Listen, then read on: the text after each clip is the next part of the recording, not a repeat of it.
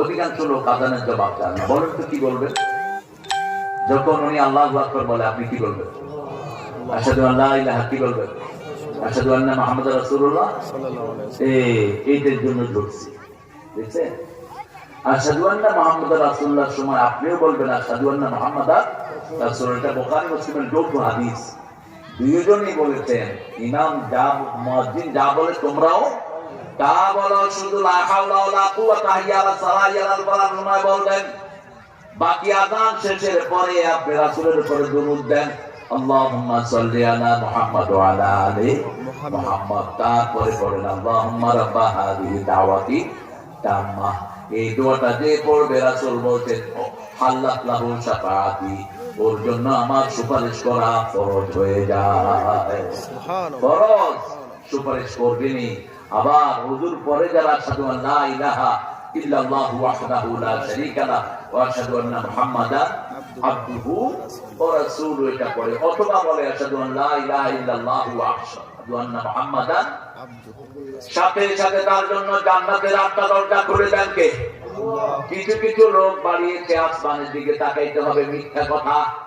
আসমানের দিকে তাকানোর কোনো কথা হাদিসে নাই। আপনি পড়লেই হলো যেখানে আপনি থাকেন। যেমন বরফের দেশ আমেরিকা, ইংল্যান্ডে, আমেরিকার 13টা স্টেটে এখন বরফ পড়তেছে। কয়টা স্টেটে? 13টা। ক্যালিফোর্নিয়াতে আগুন জ্বলছে, নিউ ইয়র্কে বরফ পড়ছে, নিউ জার্সিতে বরফ পড়ছে, ওয়াশিংটন ডিসিতে পড়ছে, ডেলওয়ারে পড়ছে। কারণ আমি ছিলাম দীর্ঘদিন সেখানে, অনেকদিন, তো সেখানে বরফ পড়ছে। এখন এই বরফের ভিতরে আমরা যদি আকাশের দিকে তাকায়া কালেমা পড়তে হয়, কি অবস্থা হবে?